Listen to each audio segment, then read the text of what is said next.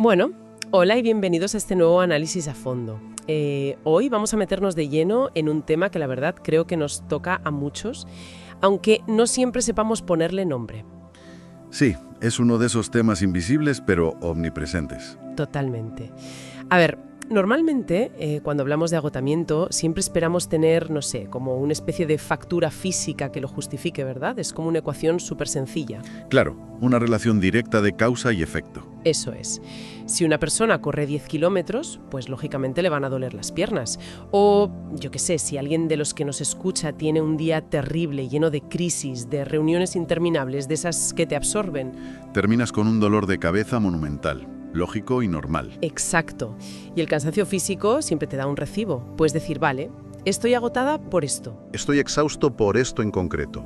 Proporciona una sensación de control inmensa, porque lo tangible y lo visible siempre nos resulta mucho más fácil de clasificar y sobre todo de gestionar. Ya, claro.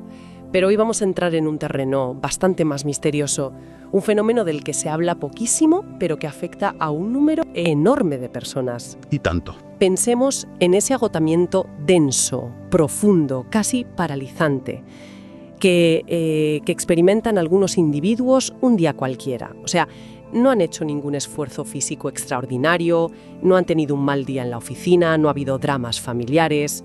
Ningún conflicto grave a la vista, exacto. Nada. Y sin embargo, llegan al final del día sintiendo que han escalado una montaña con una mochila llena de piedras. Y claro, ese cansancio no tiene un recibo físico. Su origen es puramente mental. Es un agotamiento completamente invisible, sí. Y la verdad es que constituye el punto de partida perfecto para la misión que tenemos en este análisis. Eso es, vamos a intentar desentrañarlo. Nuestro objetivo hoy es cruzar esa frontera entre lo que es la observación clínica de la psicología moderna y unos conceptos que están profundamente arraigados en la filosofía védica antigua. ¡Wow! Casi nada. Sí. Vamos a explorar por qué ciertas mentes parecen incapaces de dejar de observar su entorno, cómo esa hipervigilancia drena toda su energía vital y, lo que es más importante, qué herramientas nos ofrecen estos textos milenarios para encontrar un descanso real. O sea, no estamos hablando del típico observador al que le gusta mirar un paisaje o apreciar una obra de arte. ¿Qué va? No tiene nada que ver con la contemplación relajada. Para nada. Hablamos de gente que observa el mundo de una forma constante, ininterrumpida y casi clínica. No miran así por encima. Es que notan cada pequeñísimo cambio en el tono de voz de quien tienen delante. Sí, o registran si la postura de alguien ha cambiado un solo milímetro. Justo. Perciben la densidad del ambiente nada más cruzar la puerta de una habitación. Y son microdatos que, a ver, el 99% de la gente los pasa por alto por completo. Completamente. Y el problema central aquí, desde una perspectiva puramente neurológica, es que procesar datos a ese nivel tiene un coste metabólico brutal. Madre mía, me lo imagino. Es que piensa que el cerebro humano ya consume de por sí un 20% de la energía de todo el cuerpo. ¡Ostras! Es muchísimo. Y claro, cuando está constantemente escaneando, procesando, archivando información y evaluando amenazas, pues esa demanda se dispara. Y lo peor es que casi siempre esto pasa sin que la persona sea consciente de que su maquinaria está trabajando a ese nivel. Claro, y para visualizar ese desgaste así encubierto, a mí me viene a la mente una imagen súper cotidiana. Es literalmente como llevar el teléfono móvil en el bolsillo. Me gusta esa analogía. A simple vista, el móvil parece que está en reposo, ¿no? La pantalla está apagada, no suena, nadie lo está tocando. Pero internamente es una locura. Exacto. Internamente tiene decenas de aplicaciones chupando batería en segundo plano. El GPS te va rastreando cada paso, las redes sociales buscan actualizaciones todo el rato, el sistema va rastreando redes wifi abiertas por la calle. Y toda esa actividad que no ves te fulmina la batería. Te la fulmina. En cuestión de horas, el teléfono arde o se apaga y la pantalla ni siquiera se ha llegado a encender. Pues esta hipervigilancia mental funciona igual. Es un consumo de batería vital, devastador, pero que ocurre totalmente en la sombra. Y fíjate, lo más revelador de esta analogía del móvil es que el aparato no decide buscar redes conscientemente. Claro, no lo eliges tú. Exacto. Su sistema operativo ya viene programado así. Funciona por defecto. Ya, claro. Entonces, a ver, si este consumo en segundo plano es tan ineficiente y agota tanto, me surge una pregunta ineludible. ¿Por qué el cerebro no coge y simplemente cierra esas aplicaciones? Esa es la gran pregunta. ¿Por qué? O sea, nadie elige voluntariamente estar exhausto. Nadie nace configurado por capricho para gastarse la energía escaneando el tono de voz de un señor en una cafetería. Tiene que haber, no sé, alguna ventaja de supervivencia en todo esto. La hay, absolutamente. Y aquí la psicología nos arroja muchísima luz. Esta forma de atención tan extrema es, en el fondo, un aprendizaje. Vale. Es una adaptación pura y dura. En algún momento del pasado de estas personas, muchas veces hablamos de la infancia o de haber crecido en entornos muy inestables, anticiparse a lo que iba a pasar marcaba una diferencia vital. O sea, era cuestión de supervivencia, literalmente. Claro, si un niño aprende que detectar un pequeño cambio en el humor de un adulto le evita, no sé, un grito o una situación de peligro, su cerebro se va a reconfigurar para detectar esa señal rapidísimo. Antes de que estalle todo. Justo, anticiparse les protegía.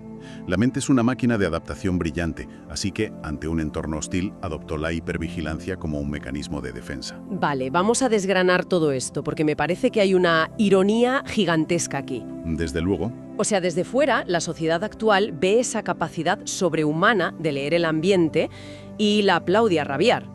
Le ponemos etiquetas superpositivas, rollo, oh, tiene muchísima inteligencia emocional o una empatía profunda. Sí, se valora como una superhabilidad. Es que en el trabajo, por ejemplo, se valora un montón leer entre líneas, captar lo que el cliente no te dice, adelantarte al jefe. Desde fuera te dicen que tienes un superpoder. Pero claro, si analizas el coste interno, la película es diametralmente opuesta. Es una carga brutal. Es una carga inmensa porque el cerebro no se detiene solo en percibir el detalle. No dice, ah, mira, ha suspirado. Y ya está. Ya, ojalá. Ojalá, sí. Pero el proceso cognitivo sigue. Una vez que detecta esa sutileza, una mirada rara, un silencio, vuelve sobre ello una y otra vez. Como un disco rayado. Exacto. Lo disecciona, lo conecta con cosas del pasado e intenta armar un relato para que todo cuadre. El cerebro necesita certezas absolutas para mandar la señal de que estamos a salvo. Y buscar esa certeza todo el rato, vamos, te deja para el arrastre. Totalmente. Y para explicar cómo esta necesidad imperiosa se queda fijada en nuestra neurología, pues fíjate, la literatura védica nos da un concepto de hace miles de años que explica exactamente esto. Qué fascinante que algo tan antiguo hable de esto. Sí, la filosofía védica introduce un término sánscrito que es clave aquí, el samskara. Samskara, vale. Tradicionalmente se define como una huella muy profunda que deja una experiencia repetida en la mente. La metáfora que usan es preciosa, es como un surco en la tierra. Cuanta más agua pasa por ahí, más se hunde el surco. Hasta que llega un punto en el que el agua no puede ir por otro lado, ¿no? Eso es, solo fluye por ahí. ¿Y esto qué significa a nivel práctico? O sea, ¿es como un hábito malo que no puedes romper? Es bastante más profundo que un simple hábito. La neurociencia moderna lo llamaría neuroplasticidad. Ya sabes, las neuronas que se disparan juntas se conectan. Ah, claro, sí, sí. Cuando repites un comportamiento de supervivencia tantas veces, ese samskara se graba en la mismísima arquitectura del cerebro. Y la respuesta, pues, ya se ejecuta sola, en piloto automático. O sea que el estado de alerta pasa a ser su configuración por defecto. Exactamente. Ya no tienen que pensar en ponerse alerta. Ya están alerta siempre. Madre mía. Pues si ese piloto automático está todo el rato encendido, el día a día debe ser agotador. Y sobre todo, me pregunto qué pasa cuando las cosas se ponen feas de verdad. Porque lo lógico sería pensar que una mente que ya está al límite de batería por observar tanto, pues colapsaría ante una crisis grande. Sí, sería lo esperable. Te bloqueas y punto. Sin embargo, lo fascinante de esto es que la evidencia clínica nos muestra exactamente lo contrario. Y aquí es donde nos topamos con la paradoja de la presión. La paradoja de la presión. ¿Sí? Ante situaciones verdaderamente límite, crisis reales, donde cualquier otra persona entraría en pánico o se quedaría bloqueada, quienes operan desde este samskara de hipervigilancia hacen lo opuesto. No me digas que se calman. Se enfocan de una manera asombrosa. Se vuelven operativos, súper fríos y precisas a más no poder. Es decir, que rinden muchísimo mejor cuando todo a su alrededor está ardiendo. Rinden mejor, pero no porque la crisis sea fácil para ellos, sino porque esa sensación física de tensión es su hábitat natural. Es el terreno que su sistema nervioso conoce a la perfección. Claro, crecieron en ese caos. Exacto. Aprendieron a moverse ahí desde muy temprano. Fíjate que el caos les resulta familiar, y en cambio la calma pues les parece muy sospechosa. ¡Ostras, qué fuerte! En medio de un desastre, su amígdala, que es la que procesa el miedo, siente que por fin el mundo de fuera encaja con su estado de alarma interno. O sea, por fin lo de fuera y lo de dentro es igual. Pero claro, operar como si vivieras en una unidad de cuidados intensivos todo el día tiene un peaje inmenso. Y da la sensación de que donde más se paga este peaje no es en el curro, sino en lo personal, en las relaciones humanas. Totalmente. Porque, a ver, las relaciones requieren vulnerabilidad, y ser vulnerable es justamente la antítesis de estar hipervigilante. Claro, tienes que bajar las defensas. Y eso les cuesta horrores. Un gesto mínimo de su pareja, un comentario tonto de un amigo, todo eso impacta muchísimo en una mente hipervigilante. Por eso desarrollan un filtro súper denso. Son los típicos que observan muchísimo a la gente antes de confiar, ¿no? Justo. Necesitan entenderte al 100% antes de atreverse a bajar la guardia. Y como eso agota tanto, pues tienden a intentar resolverlo todos solos.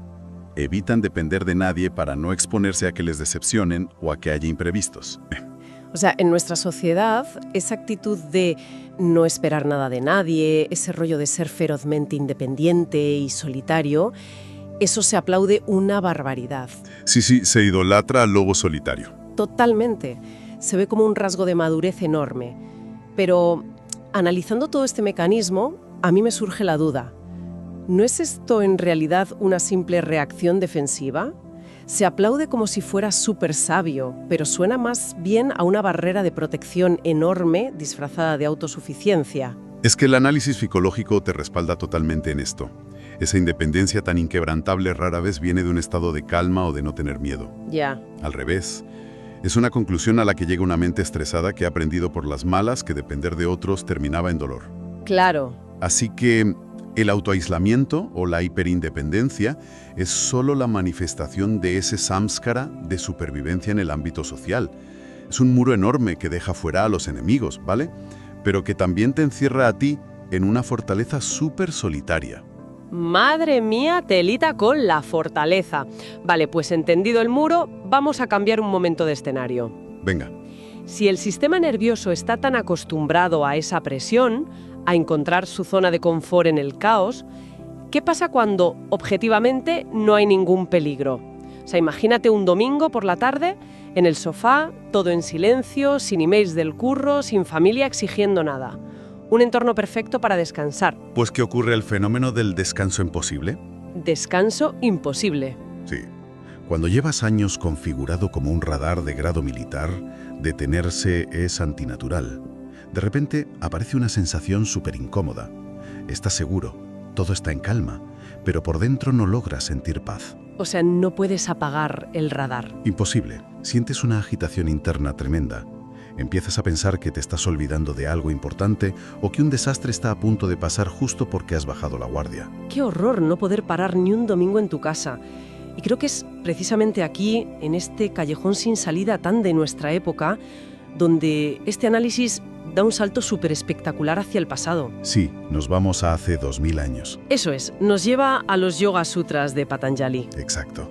Patanjali da en este texto la primera definición formal del yoga y usa el concepto de Citta Vritti Nirodha. Que suena complicadísimo. Bueno, literalmente significa el cese de las fluctuaciones o de las olas mentales. Usa una metáfora muy gráfica. Compara la mente con un lago. Si el agua está muy agitada por el viento, por los pensamientos, no puedes ver el fondo. Claro. Solo cuando la superficie se aquieta, el fondo se vuelve visible. Un segundo, porque, y aquí es donde el tema se pone realmente interesante, detengámonos en la palabra cese.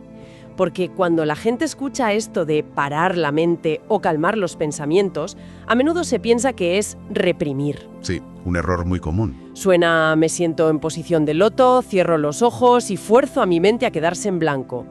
Y a ver, para alguien hipervigilante eso genera muchísima más ansiedad. ¿Cuál es la diferencia entre este concepto y obligarse a no pensar? Es una distinción absolutamente vital. Reprimir requiere esfuerzo, es una lucha. Y donde hay lucha, el sistema de alerta sigue encendido. Lógico. Patanjali no dice que construyas un dique para bloquear el río de pensamientos a lo bruto. Nirodha implica una suspensión natural. Ah, vale. Es que la mente se detenga simplemente porque ya no ve utilidad en seguir moviéndose. Es como quitar el pie del acelerador y dejar que el coche pare solo. No es arrancarle los cables al motor, se trata de crear las condiciones para que la máquina deje de evaluar cuando no hay amenazas reales. Vale, y esto nos lleva a la súper pregunta que conectan estos textos antiguos. Si la mente de alguien lleva décadas escupiendo pensamientos sin parar, analizando a todo el mundo, ¿quién es el que está observando cuando esa mente por fin, aunque sea un segundo, se detiene? Esa es la pregunta. Y esto plantea una cuestión fundamental que cambia todo el paradigma. Nos saca de la psicología del trauma y nos mete de lleno en la filosofía de la identidad. Vine a decir que tú no eres esa mente que analiza. Y la respuesta la encontramos en otro concepto sánscrito, el Atma. El Atma. ¿Y qué es exactamente frente a esta mente tan hiperactiva? El Atma, que a veces traducen como el sí mismo o la consciencia pura, es esa presencia silenciosa y constante que está por debajo de la mente ansiosa. Vale. La mente vigila para protegerte de un peligro. Pero el Atma es una presencia que no necesita estar alerta porque, por su propia naturaleza, nunca está en peligro. No intenta sobrevivir, simplemente existe. ¡Qué maravilla! Y lo mejor es que jamás se agota, porque no participa en esa fricción de analizar el mundo. Está totalmente fuera de la agitación del lago. A ver, suena súper poético y profundo, pero entonces, ¿qué significa todo esto en realidad para nosotros? O sea, ¿cómo le ayuda una palabra en sánscrito a, no sé, a alguien súper estresado hoy en día? Pues el puente está en lo que la psicología moderna llama metacognición. Es la capacidad de pensar sobre lo que estás pensando. Ajá. Cuando alguien entiende que su hipervigilancia no es quien es realmente, sino que es solo un programa de supervivencia, ese samskara, consigues crear una distancia psicológica brutal. Claro, te despegas de ello. Exacto. Ya no eres la ansiedad, eres el espacio donde ocurre la ansiedad. Y esa separación permite que tu parte lógica recupere el control sobre el miedo. O sea, la consciencia recupera el volante. Totalmente.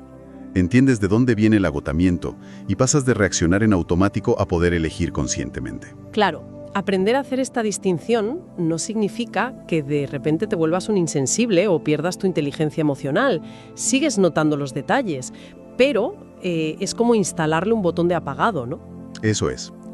Te devuelve el poder de decir, a ver, necesito darle 80 vueltas a este email en mi jefe o puedo soltarlo y permitirme descansar. Esa es la aplicación práctica perfecta, sí señor. La sensibilidad sigue ahí, pero ya no te tiraniza.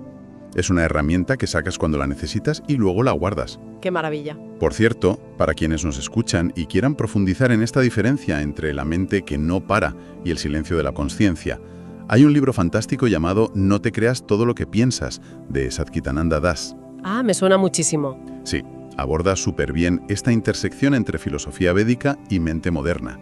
Y lo pueden encontrar fácilmente en plataformas como Amazon. Genial. Recomendación.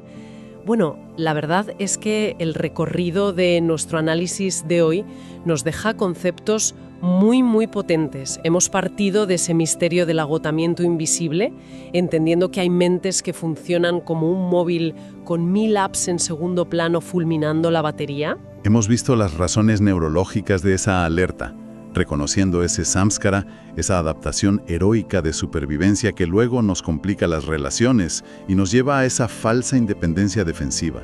Y finalmente hemos explorado cómo salir de ese bucle a través del Chittavriti Nordoja, ese cese natural de las olas mentales, descubriendo el Atma. Todo para recuperar el poder de elegir y no reaccionar en automático. Al final, conocer estos mecanismos es lo que nos permite convertir una carga brutal en una sensibilidad bien gestionada.